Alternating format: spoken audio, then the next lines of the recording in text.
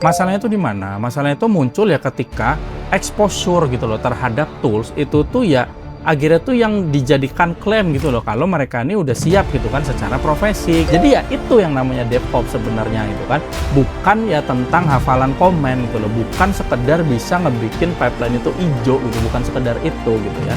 Tapi namanya DevOps itu memahami gitu loh bahwa namanya perubahan terhadap ya apalagi udah dalam distributed system gitu ya, itu tuh mempunyai namanya blast radius gitu loh. Nah, terus juga tentunya setelah blast radius itu punya dependensi juga itu kan, dan juga ya ada kemungkinan irreversibility gitu ya teman-teman ya. Karena gini teman-teman, ngebuat Kubernetes itu menerima manifest itu memang skill gitu ya.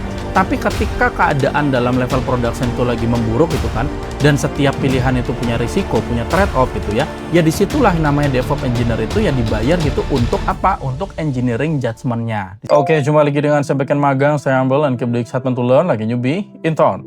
Oke, jadi di video kali ini kita masih di salah satu series dari channel saya, itu adalah realitas teknologi, dan di episode kali ini saya masih pengen ngajakin teman-teman tuh buat ngobrolin tentang ya kelas-kelas online ataupun bootcamp gitu kan seputar ya dunia software engineering yang menurut saya gitu ya untuk teman-teman tuh ya harus cukup teliti, jeli, dan hati-hati gitu dalam memilih kelasnya gitu ya.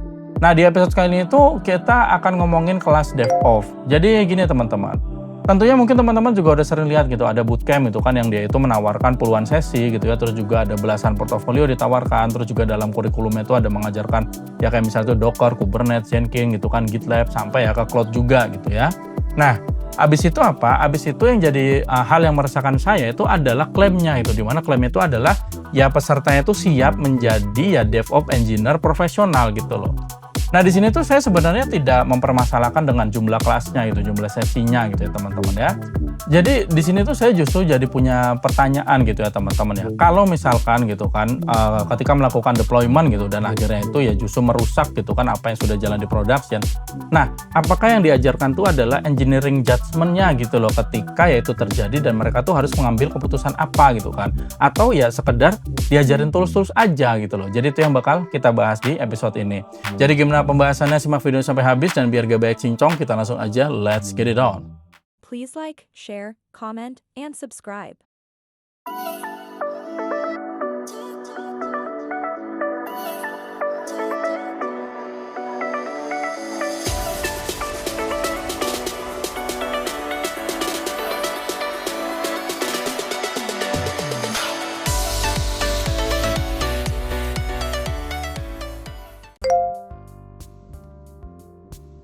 Oke, kita mulai dari yang pertama ya teman-teman ya. Jadi di sini ya mungkin kita lihat dulu gitu kan apa yang dijual. Jadi biasanya itu kan yang dijual itu kayak misalnya tuh di halaman programnya itu ada Linux, itu kan ada networking, terus juga ada Bash, Docker, CI/CD gitu kan. Ada Kubernetes juga gitu ya, terus juga ada ya cloud deployment gitu kan, sampai akhirnya itu ada sekian ya project portfolio lah. Nah, di sini tuh sebenarnya ya nggak ada yang salah gitu dengan belajar semua itu tadi, tuh nggak ada yang salah dengan itu.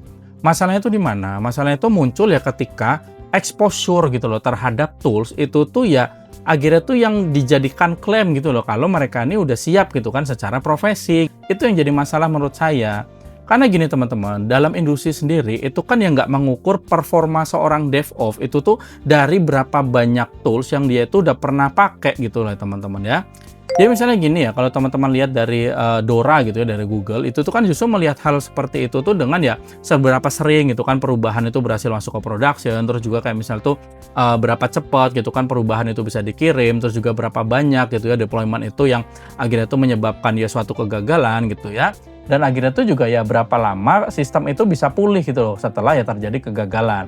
Nah, di situ teman-teman perlu perhatikan bedanya gitu ya teman-teman ya. Jadi satu sisi itu menjual ya exposure terhadap tool gitu loh, kayak misalnya tadi ya Docker, Kubernetes, Jenkins gitu kan, dan lain-lain gitu ya. Sementara ya di dunia ya kerja gitu kan dalam ya sistem level production itu tuh kan yang ditanyakan tuh adalah ini perubahan yang bakal naik ini aman atau enggak gitu loh. Itu yang dipertanyakan gitu kan. Dan kayak misalnya oke, kalau misalkan terjadi kegagalan gitu ya, seberapa cepat ini seorang DevOps ini bisa memulihkannya, itu yang penting gitu ya teman-teman. Jadi ya sekali lagi, tools itu tuh sekedar cara kita untuk menyentuh sistem ya teman-teman ya. Tapi yang namanya DevOps gitu ya, itu adalah kemampuan menjaga gitu loh. Menjaga apa ya? Menjaga perubahan supaya sistem itu ya tetap bisa dipercaya gitu ya teman-teman ya. Jadi ya teman-teman, menurut keyakinan saya, yang menjadikan daftar panjang tools gitu ya, itu tuh sebagai bukti kalau seorang pesertanya ini sudah job ready, yaitu tuh gampangannya tuh cara termudah gitu loh untuk menjual profesi yang sebenarnya itu ya sangat kompleks gitu loh. Karena gini teman-teman, namanya tools itu tuh ya mudah banget dimasukkan ke kurikulum gitu kan, mudah dibuat checklist, terus juga ya mudah dijadikan portofolio gitu ya. Tapi yang teman-teman, namanya engineering judgment ketika ya production itu gagal, itu tuh ya sulit untuk dijadikan checkbox gitu ya teman-teman ya. Jadi ya perusahaan itu kan tidak akan membayar ataupun menggaji seorang DevOps engineer itu karena dia itu pernah ngetik kubectl gitu loh, bukan karena itu gitu ya. Tapi ya mereka itu ya membayar seorang DevOps itu ya karena ketika misalnya sistem ini berubah, ya seorang DevOps ini dia tuh tahu gitu loh gimana ngebuat perubahan itu tidak ya berdampak negatif gitu kan ke sisi bisnis. Di situ poinnya. Oke, selanjutnya gini teman-teman. Sekarang kita masuk ke bagian yang lebih penting lagi. Jadi gini, misalkan gitu kan kita tuh punya versi baru gitu dari suatu aplikasi kita ya, dari sistem kita gitu kan. Terus pipeline-nya itu aman gitu, hijau semua, nggak ada merah-merah gitu ya. Terus juga yang namanya image itu berhasil dibuat gitu kan ya, Kubernetes-nya juga dia tuh berhasil melakukan rollout gitu ya. Ya itu kan memang kelihatannya selesai gitu loh. Padahal justru di level production ya itu tuh ceritanya tuh baru dimulai gitu loh ya teman-teman ya. Nah di sini saya punya ilustrasi dalam bentuk diagram ya teman-teman ya, supaya teman-teman bisa lebih mudah memahami apa yang saya sampaikan. Jadi gini teman-teman, di sini teman-teman bisa lihat alurnya gitu ya. Jadi namanya code itu kan masuk ke CI/CD gitu loh. Akhirnya tuh baru ya versi baru tuh dibuat gitu kan. Nah baru nanti perlahan itu diberi traffic gitu ya. Nah di titik itu ya production itu baru mulai memberi jawaban gitu loh. Kayak misalnya tuh error rate-nya naik apa enggak gitu kan. Latensinya ngeburuk apa enggak gitu kan. Ataupun misalnya pod ini memang hidup tapi transaksi kok mulai gagal ya, seperti itu. Jadi di sini ya engineer ini harus ngambil keputusan gitu ya teman-teman ya. Misalkan terjadi seperti itu tadi, apakah harus rollback, apakah harus roll forward gitu kan, ataupun misalkan apa kita hentikan dulu trafficnya gitu ya. Dan ya keputusan itu tadi tentunya tuh nggak berdiri sendiri gitu loh teman-teman. Karena gini teman-teman, bisa aja ya deployment yang baru itu tuh ngebawa database migration misalnya seperti itu. Atau misalnya tuh message skemanya ada yang berubah misalnya seperti itu. Ataupun sudah menghasilkan ya state yang dia tuh nggak bisa sekedar dihapus, itu bisa juga terjadi gitu kan. Jadi yang namanya deployment itu tuh bukan sekedar memindahkan file. Di situ poinnya ya teman-teman ya. Deployment itu tuh adalah perubahan state gitu loh pada sistem kita yang dia tuh sedang hidup gitu ya teman-teman ya.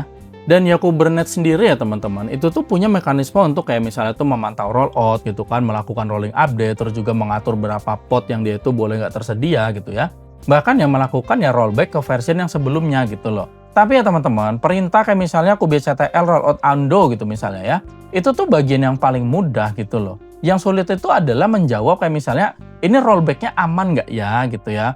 Ataupun misalnya gini ya, versi yang baru itu dia tuh udah melakukan migration database, misalkan seperti itu. Ya aplikasi lama kan ya mungkin udah nggak bisa kompatibel lagi loh dengan skema yang baru gitu ya teman-teman. Ataupun misalnya ya produser gitu ya, produser itu dia tuh udah ngirim message gitu kan dengan suatu format yang baru misalnya seperti itu. Nah sementara konsumer-konsumer yang lama gitu kan, dia tuh belum paham ya skema message yang baru ini gitu loh. Jadi pada titik itu ya tombol rollback itu tentunya tetap ada gitu loh teman-teman. Tapi ya sistemnya itu kan mungkin aja dia tuh udah nggak bisa kembali lagi gitu loh ke state yang udah lama gitu kan, secara ya gitu aja gitu loh, secara cuma-cuma tetap ada trade off yang harus dipikirin gitu ya teman-teman ya. Jadi ya itu yang namanya DevOps sebenarnya gitu kan. Bukan ya tentang hafalan komen gitu loh. Bukan sekedar bisa ngebikin pipeline itu hijau gitu. Bukan sekedar itu gitu ya. Tapi namanya DevOps itu memahami gitu loh bahwa namanya perubahan terhadap ya apalagi udah dalam distributed system gitu ya. Itu tuh mempunyai yang namanya blast radius gitu loh. Nah terus juga tentunya setelah blast radius itu punya dependensi juga itu kan. Dan juga ya ada kemungkinan irreversibility gitu ya teman-teman ya. Jadi ya teman-teman, sekali lagi menurut keyakinan saya, kalau misalkan suatu kelas itu mengajarkan cara deploy gitu ya, tapi tidak melatih cara gagal, ya menurut saya itu yang diajarkan tuh baru demo DevOps aja gitu loh. Bukan ya operasional responsibility, di situ poinnya. Karena gini teman-teman, ngebuat Kubernetes itu menerima manifest itu memang skill gitu ya. Tapi ketika keadaan dalam level production itu lagi memburuk gitu kan, dan setiap pilihan itu punya risiko, punya trade-off gitu ya, ya disitulah yang namanya DevOps engineer itu ya dibayar gitu untuk apa? Untuk engineering judgment-nya. Jadi ya teman-teman, namanya kubectl rollout undo dan juga ya komen-komen yang lainnya, itu tuh bukan skill DevOps yang paling mahal ya teman-teman ya. Komen-komen itu semua kan tentunya bisa dicari dalam hitungan detik aja gitu loh. Yang mahal itu adalah ya ketika namanya DevOps itu dia tuh mengetahui kayak misalnya ini rollback masih aman nggak ya, kalau misalnya itu ya versi baru nih dia udah ada ngubah database, ataupun kayak misalnya itu dia mengirim event format yang baru gitu ya, ataupun ya dia tuh ya mengubah state yang udah dipakai sama service lain gitu loh. Jadi bahkan dia tuh harus mengerti apakah misalkan rollback ini ya bikin sistem ini tambah rusak atau enggak ya. Jadi seperti itu ya teman-teman ya.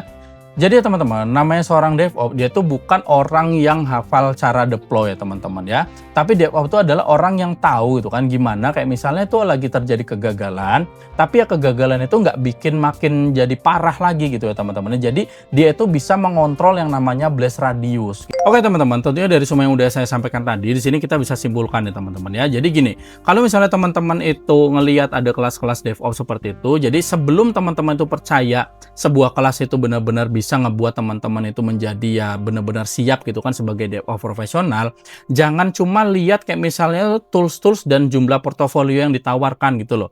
Tapi teman-teman tuh perlu mempertanyakan kegagalan di level production seperti apa gitu yang nanti teman-teman tuh siap gitu untuk menghadapi di dunia kerja. Jadi itu poinnya teman-teman ya.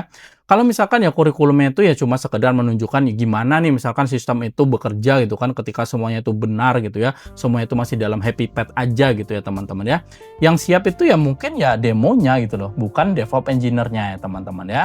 Jadi sekali lagi selamat datang di Realitas Teknologi. Oke, jadi itu aja yang saya sampaikan pada video kali ini. Saya harap ini bisa bermanfaat buat teman-teman semua. Thank you for watching dan salam backend magang.